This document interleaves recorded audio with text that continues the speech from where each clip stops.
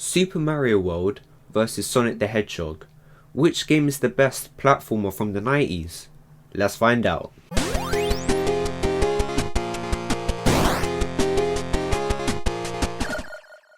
Hey, what's up you guys, this is SGB618 here, and today I'm going to be putting Super Mario World for the SNES up against the original Sonic the Hedgehog for the Sega MegaDrive or the Genesis, depending on where you live, to see which game is the best. Both of these games were the faces of the consoles they were released on and were both super popular during that time period.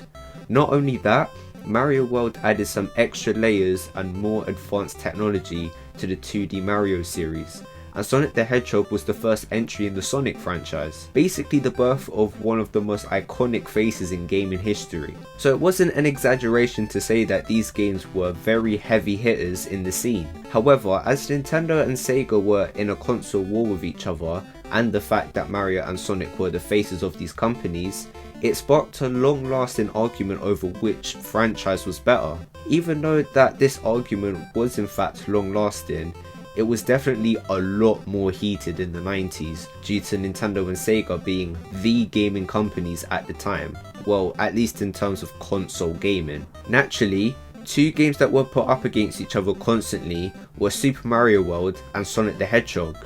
What made these games so comparable to each other? Well, in terms of the games themselves, they were both 2D platformers where the goal is to travel from the start of the level to the end. Both games have you traversing through different genres of level themes and areas. Both games had pretty easy boss fights. Both games having a very harsh difficulty curve the further you go into the game, and the list goes on. However, Sega did in fact advertise that Sonic was faster than Mario World, which some used as an argument as to why Sonic was the better game in the 90s. Sonic the Hedgehog was definitely the more unique game of the two due to the crazy speed of the main focus of the game. Even though it's not the greatest thing ever for today's standards, Sonic 1 introduced speedy platforming quite nicely, and it was clear that Sega took advantage of the tech that they had at the time to make this game and to make it run well. This spotlight on super speed inspired the developers to create some extremely interesting level design to complement this speed. Levels like these include Green Hill Zone. Oh, you're killing us, Sega. Yeah, one of the problems I have with Sonic 1 is that the levels just don't really complement the speedy nature of the game. None of these levels are bad, they just don't belong in a game where the majority of it is spent in the Gaussian blur filter. I found most of these levels puzzle-like and sometimes something that you need to be patient with. This is really apparent in stages like Marble Zone and everyone's favourite, Labyrinth Zone. But again, like I said, Sonic is a game about speed and going fast. How come only one level at the very start of the game gets this right? I'm not saying that the game needs to be easy or have no thinking elements in it at all. I'm just saying that none of these levels really encourage me to go fast. Sonic 2 defo fixed up on this and added some more speedy levels to the lineup. But for Sonic 1, they're good levels, but they just don't feel like that they belong here. Super Mario World, on the other hand, encourages exploration and adventure throughout the game, and the levels defo encourage the player to do so. This is really obvious with the Yoshi coins, the warp pipes and secret exits, pipes and doors that can send you further or closer to the end of the level, and of course, the secret bonus rooms that you can go to. Mario World just gives the player the main aspect of the game non-stop, and it doesn't include a lot of level types that disrupt the exploration of the game. With Sonic, they literally advertised top speed gameplay, and we ended up getting top speed gameplay sometimes. But with Mario World, it's surprise after surprise, both whether you discover it or come across it. I kind of want to talk about the coming across surprises part. So, Mario World suffers from something I like to call "how on earth was I supposed to see that coming" syndrome. Sounds like greatest game of all time material to me. This is one of the hardest Mario games I've ever played, and I'm not even exaggerating or even counting the special stages. It's not as bad as Lost Levels, I'm not going that far at all, but the enemy placements, pixel perfect requirements, outrageous hitboxes, you see where I'm going with this?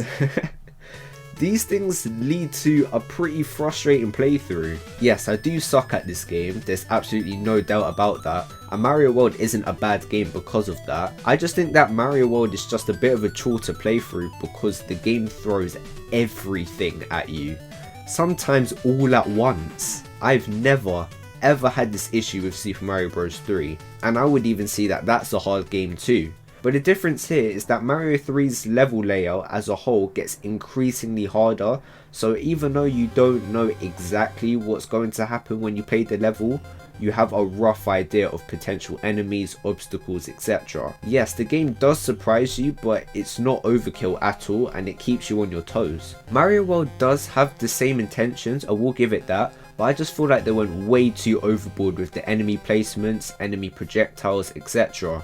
And all for what?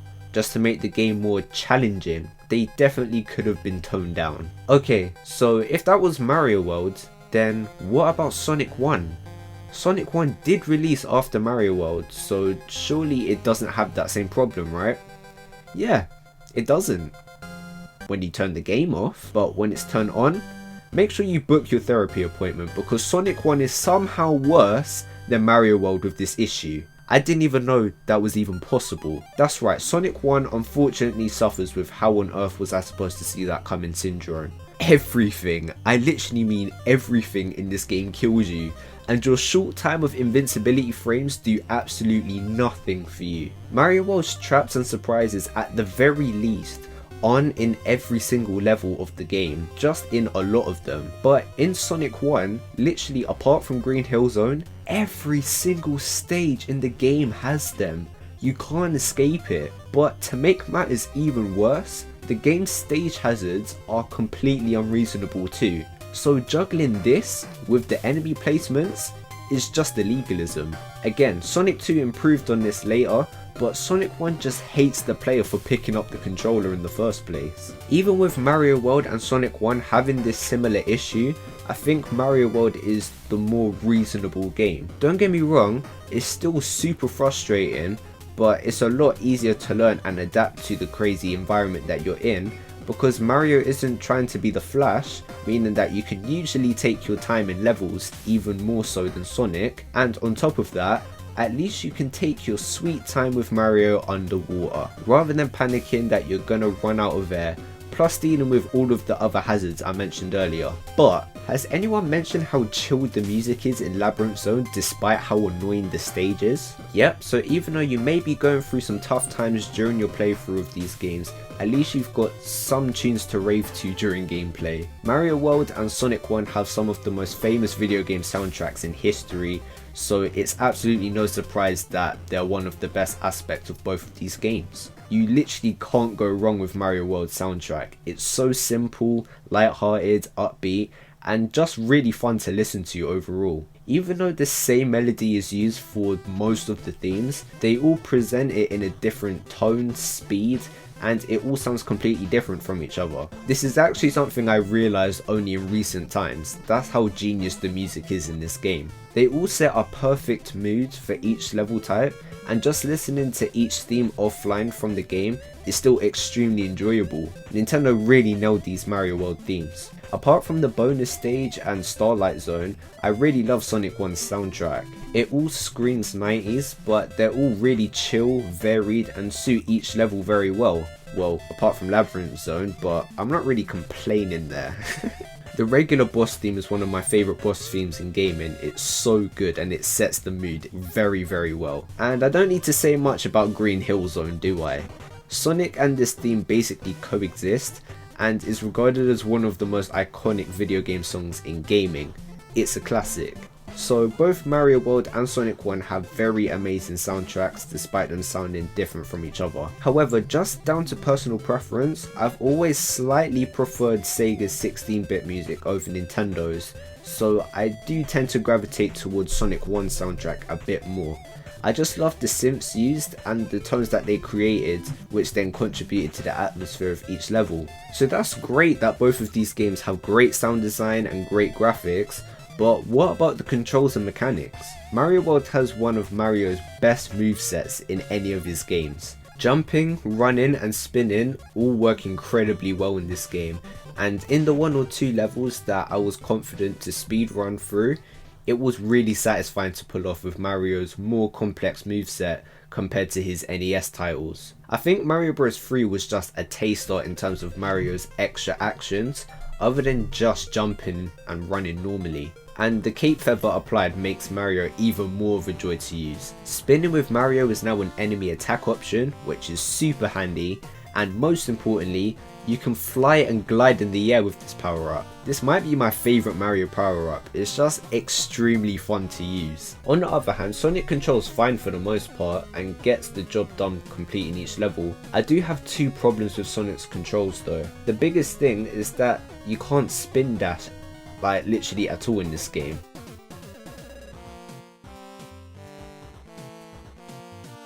Now this was something that was introduced in Sonic 2, and ever since then it became a Sonic staple. So going back to Sonic 1 feels really strange to me because Sonic's most famous ability is unavailable in this entry. That's like if Mario wasn't able to jump in Super Mario Bros on NES. How weird would that be?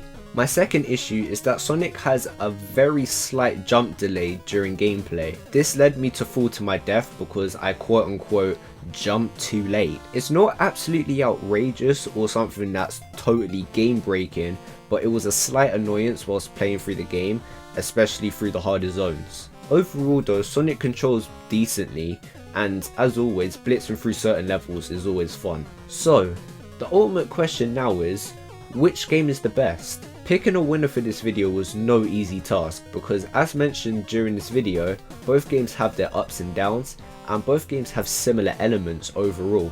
Even though my playthroughs of both games were pretty frustrating, let's be real, these were some of the most important games in the video game industry and definitely hold a spot in many gamers' hearts. But in the end, I had to give the slight edge to Super Mario World. I just think that the game has some extremely fun character controls, amazing music, and very nice level design. Yes, the enemy placements and hazards can be rage inducing, but not every level stage in the game is like this, and I think that the cape feather can make the experience a million times better when applied. Unfortunately, I just think that Sonic 1 suffers the most from the problems I addressed in this video. The enemy placements and stage hazards along with the slightly delayed jump can really kill the fun in the game for me. As much as I respect Sonic 1 for being the first game in the series, and as much as I like revisiting it for the same reason, outside of that, you're way better off just playing Sonic 2 or 3. 2 is basically the first game but better, so it unfortunately just makes the first game feel kinda pointless in comparison, unless you're playing it for the reason that I mentioned earlier or for nostalgic purposes. So for that reason, Super Mario World wins this comparison, in my opinion. But anyway guys, that's going to be the end of today's video, so hopefully you did enjoy it. Please comment down below your thoughts on the points that I made in this video. Did you agree with them? Did you not? And let me know which game you prefer. I'll be very interested to know.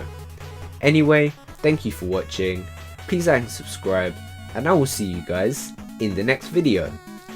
Peace.